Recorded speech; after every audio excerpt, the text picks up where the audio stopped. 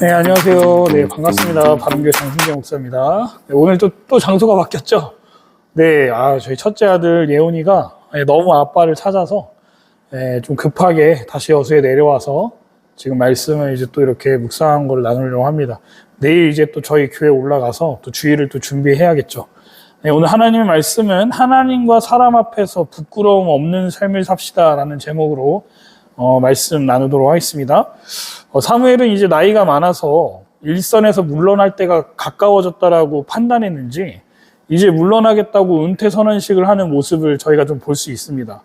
게다가 백성들이 간절히 원하던 왕이 세워졌으니 자신은 사사의 자리에서 물러날 때가 되었다고 생각했던 것 같습니다.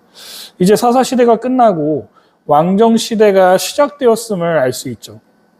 사무엘은 이제 은퇴 선언식을 하면서 동시에 마지막으로 백성을 모아서 놓고 마지막 말씀을 전합니다. 어떤 말씀을 하는지 보면서 좀 교훈을 얻고자 합니다. 먼저 사무엘은 자신이 사는 날 동안에 자신의 자식들은 잘못을 저질렀을지 몰라도 자신은 하나님과 온 백성 앞에서 부정한 일을 저지르지 않았다라고 고백합니다. 먼저 사무엘이 자신의 리더십을 회고하면서 반복적으로 강조하는 동사가 있는데요. 바로 빼앗다, 취하다라는 단어입니다. 자신은 평생 한 번도 그 누구에게서 무엇인가를 빼앗아 본 적이 없다라는 겁니다.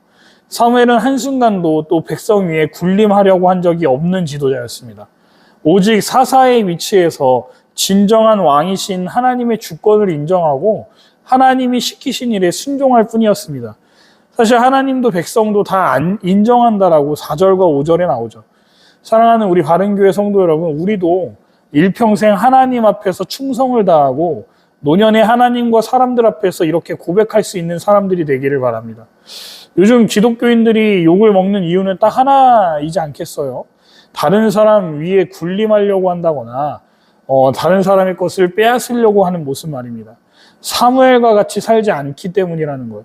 하나님은 사무엘의 이 고백을 통해 왕과는 대조적으로 다르다는 것을 보여주고 있는 겁니다. 뭐라고 하나님께서 왕을 세우면 너희들이 어떻게 될 거라고 경고하셨죠?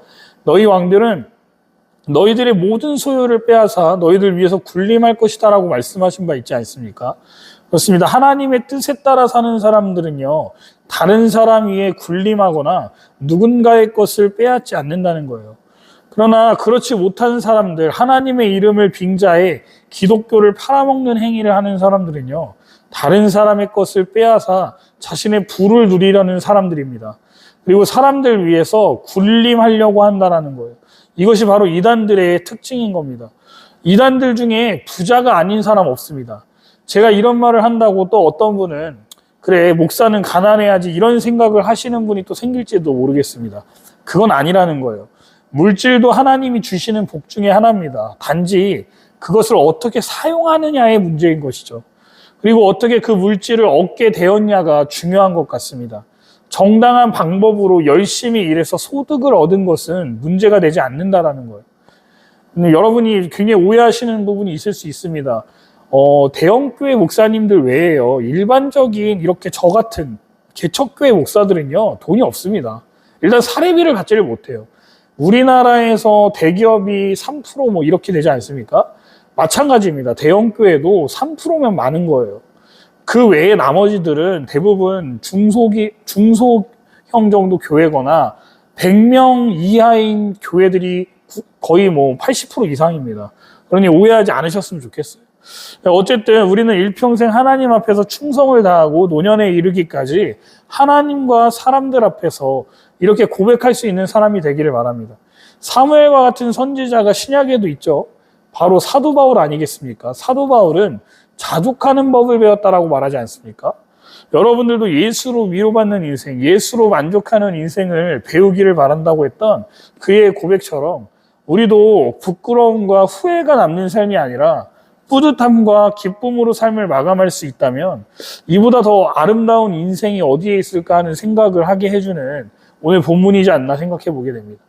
이어서 사무엘은 자신이 어떻게 살아왔는지를 앞절에서 설명했다면 6절과 11절에서는 이스라엘이 하나님의 다스리심에 만족하지 못해서 기어이 왕을 요구했고 그대로 세워진 것에 여전히 불편한 마음을 가진 채로 백성들에게 하나님이 얼마나 신실한 왕이신지를 다시 상기시키기 시작함을 볼 수 있습니다.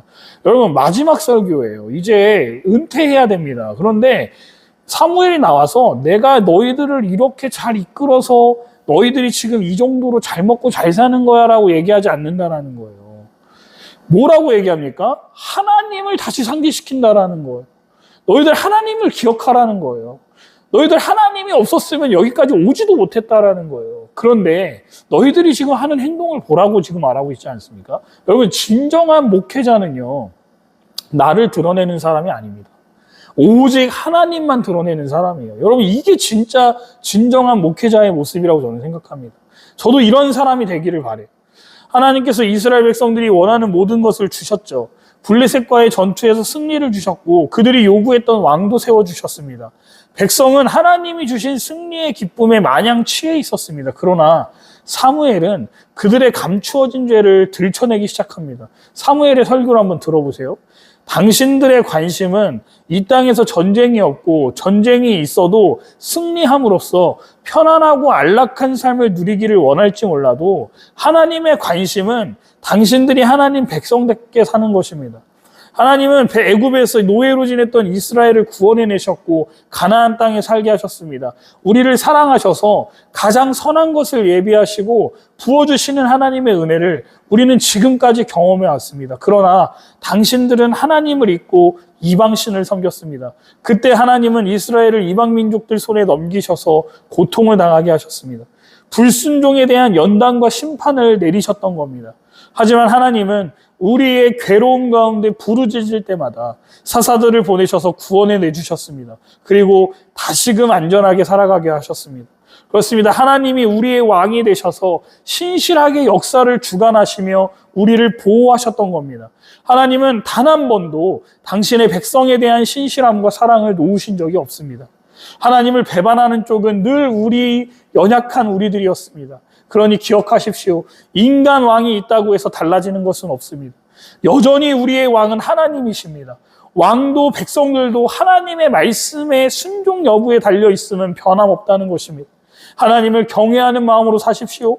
그렇지 않으면 우리의 조상들이 경험했듯 하나님의 진노가 임하게 될 것입니다. 아멘. 오늘 말씀이 우리에게 주는 교훈이 무엇일까요? 적어도 제게는 이렇게 다가왔습니다.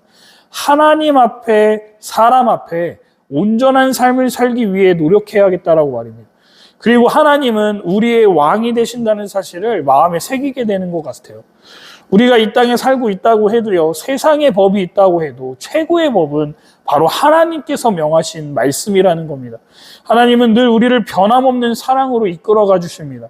문제는요, 늘 우리입니다. 하나님의 은혜 안에 살면서도 하나님보다 세상에 관심을 둘 때가 많다는 거예요. 비록 세상에서는 믿음 때문에 고난당할지도 모르지만 하나님의 뜻에 순종한다면 우리는 하나님의 영원한 영광에 참여하는 기쁨을 누리게 될 것이라는 것을 기억하며 살아가는 저와 여러분들 되시기를 주님의 이름으로 축원드립니다.